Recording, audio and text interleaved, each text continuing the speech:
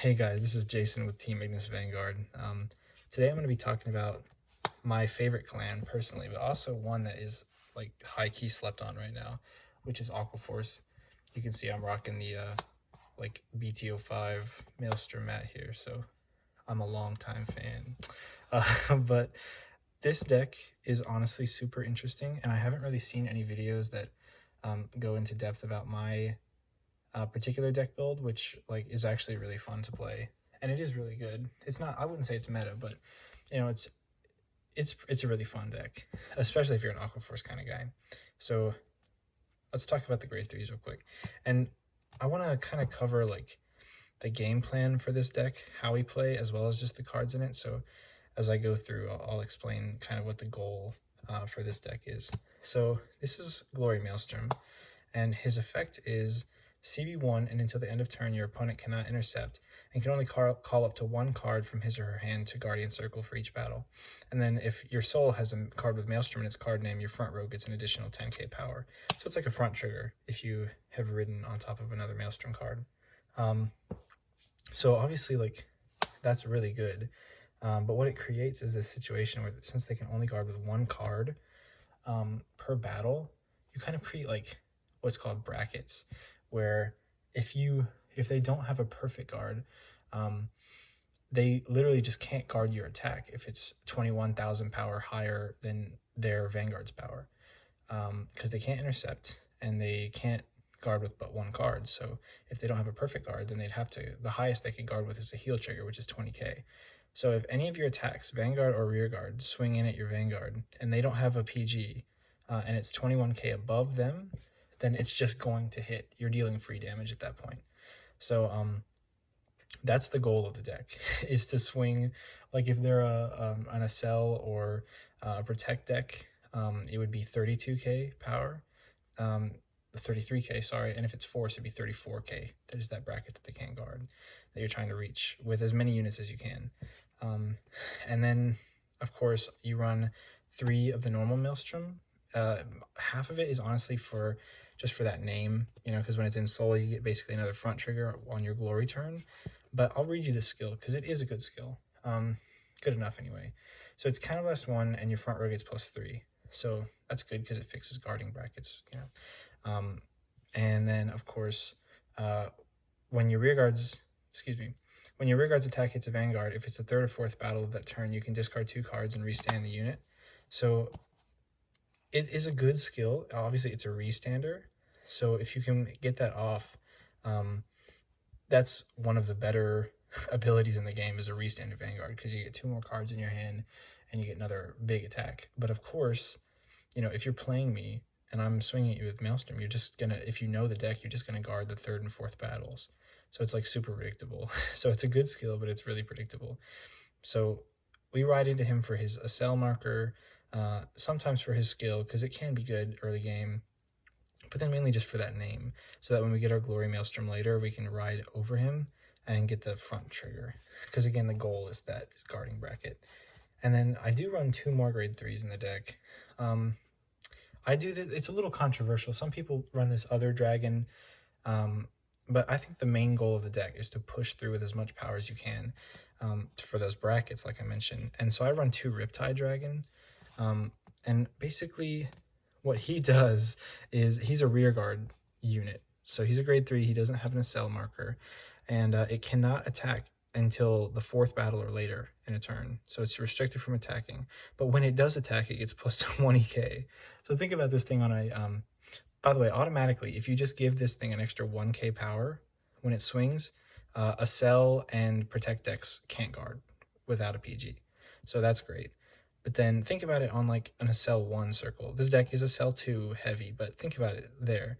It's 42k, like vanilla. Like, okay, that is pretty scary, especially when you can't guard that easily against this deck. So really early on, we're starting to see how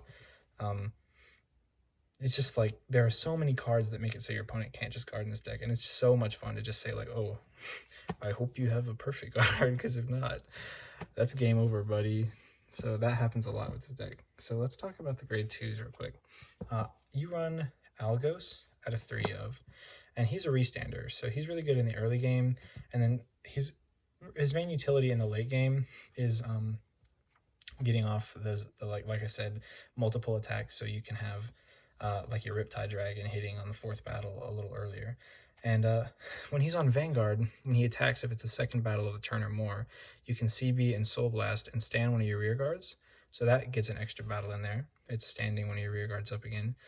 And then, of course, when it attacks, if it's the 1st battle of the turn, this is on rear guard circle, you can counterblast and stand it. So it's kind of like a Tidal Assault, but instead of the cost being a Soul Blast and the possibility of minus 5k, you just counterblast. And it's honestly not that bad. This deck isn't too counterblast heavy, and there is a countercharge engine in the grade 1s. So you run Algos, and you run him at a 3 of. He is your ride target, so you might think running him at a 3 of is a little bit restrictive, but there is a card that you run 4 of that's a searcher for him in the grade 1, and Aqua Force grade 2s go hard. So it's like hard to, justify getting rid of any of the other grade 2s that I'm about to show off, because they're all so good. I have seen people run this one at a 2 of, but I disagree. This is Riptide Dragon. He is the new support, so there are deck profiles similar to this, but they don't that I've seen, but they don't include the 2020 support. So basically, you CB1 and you discard a card with Maelstrom in its card name from your hand, and one of your Vanguards with Maelstrom in its card name gets plus 10k power and a drive check until the end of turn. So obviously, like I mentioned, the goal of this deck is, again, to break those guard brackets. So first of all, even if it was just the 10k, that would be awesome, because your Glory Maelstrom will give your front row 10k, and then this thing will give your Vanguard another 10k. So your Vanguard's at plus 20 just from counterblasting and discarding a Maelstrom, which you get a lot of because there's a Maelstrom searcher in the grade 1 that I'll get to later. But then he gives your Vanguard another drive check, and considering the fact that you run 8 front triggers in this deck, just getting 1 extra chance for a front trigger and loading your front row up with 10k, again, just chasing those brackets, it's ridiculous. So it honestly makes this deck, like, I would have probably, even though I love it, if I was giving it an honest rating, I'd probably give it a B- before this new support. And it is expensive, so I really wouldn't have justified it unless you liked Aquas. But now that with the new support, it's like, it's kind of scary. I'd probably give it like an A- at this point. It's not meta. It's a great deck though. And then at a 3 of, all of the grade 2s are at 3 of, because they're just really, all of them are integral, is a Tidal Assault. So he is rear guard early game. He is like excellent for rear guard early game. So what his skill is when he attacks, you Soul Blast 1 and you can stand it. And if it's the 2nd battle of the turn or more, he gets minus 5k.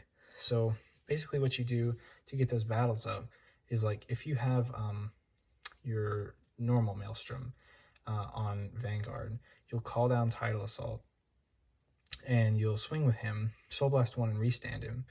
You can either swing at a rear guard, or because Maelstrom gives plus 3k, you can swing at a Vanguard, and that will hit if it's not a force deck. So you get 1 little attack in there. Then you swing with Maelstrom for the 2nd attack, and then swing with 2 of your stronger rear guards for the 3rd and 4th to try to hope for that restand. So he's really good at adding attacks to the battle if you need just an extra one here or there, even if you just have to kind of whiff his attack just to get those numbers up, because again, Aqua Force's main clan mechanic is like the number of battles that it is. So that's Tidal Assault. He's also a really pretty card, so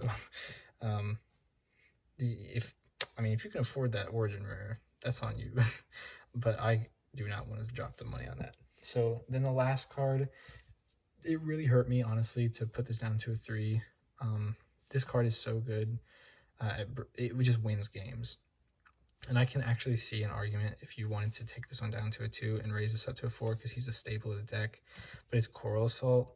So Coral Assault is so, like, just, he's really useful in a variety of situations. So his skill is that if during the battle when he attacked, 4 or more of your other units, so not just rear guards, but units, so basically just 2 other columns, are at rest, he gets another 15k power. So again, reiterate, the whole thing about this deck is that guard bracket, and another 15k power is like really good. So he's a plus 15 just vanilla if he's attacking late, And then at the end of your turn, you can actually put him into the soul. If the number of if the number of attacks that turn was 4 or more, you can just shove him into soul and draw a card. So you can just recycle things if you need more maelstroms, or you need to, get more cards into your hand. Like, if you thought you might have won in a given turn and you think you're going to need to defend the next turn, and you've got 2 of these guys on rear guard, well, just start putting them into soul and drawing, getting extra guarding cards. He's excellent. He's just like the bread and butter of this deck. So that's what I run for grade 2. And grade 2s in Aqua Force go hard. It's hard to go wrong as long as you have some combination of those 4. Don't run like Shotgun Assault or any cards like that, because Aqua Force grade 2s and Tachi grade 2s, which I will get into in a deck profile probably the next couple of days or weeks, because I have a post ouchies restriction list Tachikaze deck that I'd like to talk about. Both Tachis and Aqua Force have grade 2s that go hard.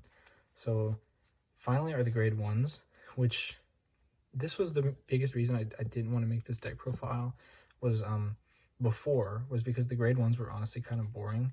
And it's like, the deck profile didn't go into as much depth, because it's like grade 3s are awesome, grade 2s are awesome, and now let's talk about the 2 grade 1s that are important. But now, honestly, all of them have their own place. So you run 4 of this guy Nikoloz, and basically what he does is he gets a little power buff when he's on place, but he's a Algos searcher.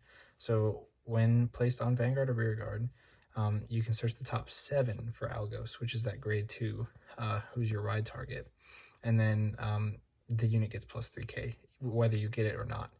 So he's an 11k on the turn he's placed, and he's an excellent card for late game drawing cards, like thinning your deck, of course. And then that plus 3k is like everything when you're trying to break those brackets, and it's 1,000 or 2,000 points here or there makes the difference between honestly winning or losing the game.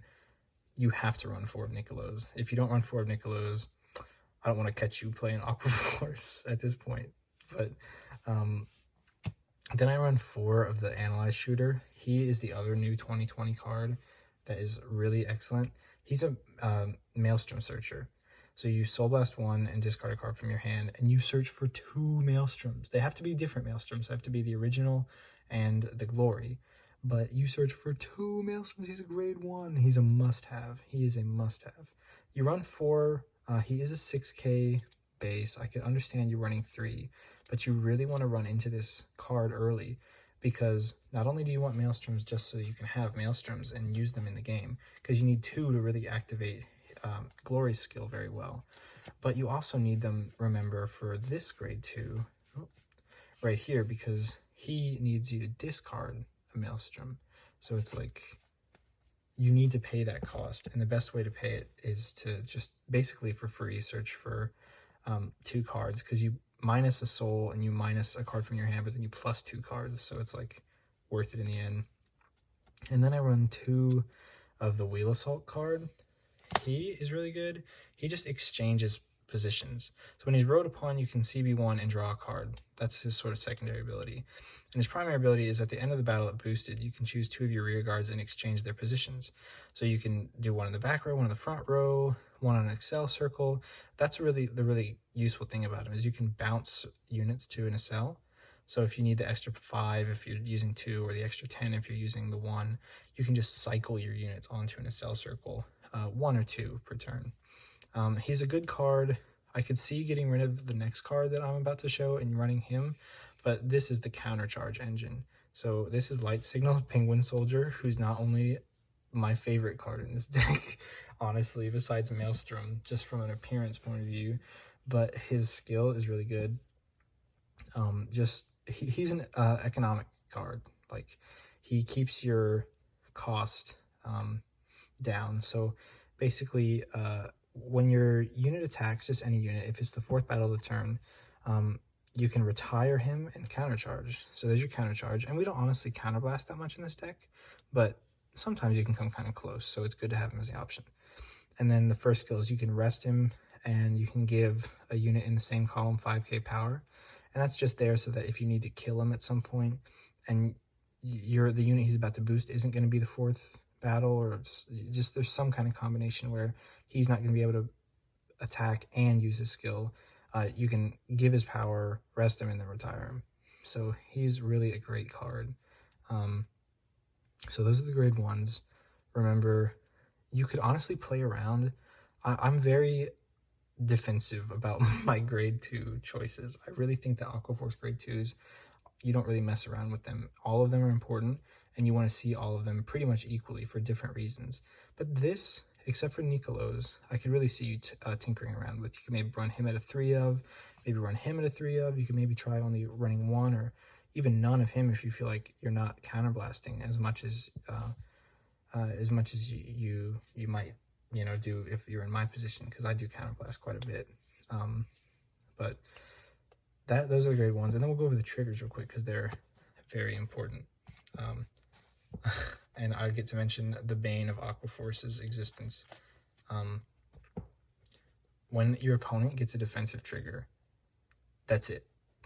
Like, that is Aqua Force's bane. You know, we don't survive that. You know, basically, our whole thing is a bunch of attacks that are barely going through, and then on your glory turn, a bunch of attacks that are going to go through pretty well, but need a significant margin to make sure that the whole point of the game is maintained. And so if they get a front trigger or a heal trigger or whatever, then every attack that you do to try to deal damage, you have to overcome that additional 10k hurdle. So given that, the only acceptable option in this deck, there are 2 acceptable options. Otherwise, you will legitimately lose every game that your opponent will get a defensive trigger. And let's be real, that is most games.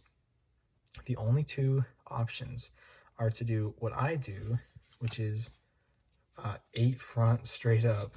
And then, of course, the 4 drop PGs and 4 heals.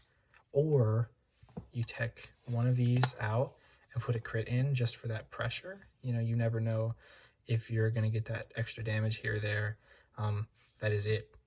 Aqua Force, I'm not telling you this to be a wee-wee or nothing. I'm telling you this because if you're trying to build Aqua Force and you're buying crits, except for just 1, you're setting yourself up for failure at that point. Because Aqua Force needs that universal power in order to win games. So that is my Aqua Force deck profile. I will say before I end the video, real quick, I'll just talk about the markers. You could really run either. This deck is absolutely, though, leaning towards a Cell 2, just for that draw power, because this deck doesn't really have a huge draw engine. But if you think you can get away with the Maelstrom Searcher and the Algos Searcher and a couple of extra drawing cards here, like your Tidal Assault and stuff, then you could go for that extra power to break those brackets, but I would recommend going with these. So that's the deck profile. Other than the fact that the Maelstrom cards are getting really expensive for some reason, I would honestly seriously recommend you at least proxy this deck. It is so much fun. It is so slept on. And yeah, I mean, Aqua Force is just a dope clan. So thank you guys so much for watching the video. I haven't posted a video in like 11 months, but unbeknownst to me, the videos that we have posted actually got like a decent amount of views and we gained some subscribers. So I figured I will post this deck profile on here. So thanks for watching.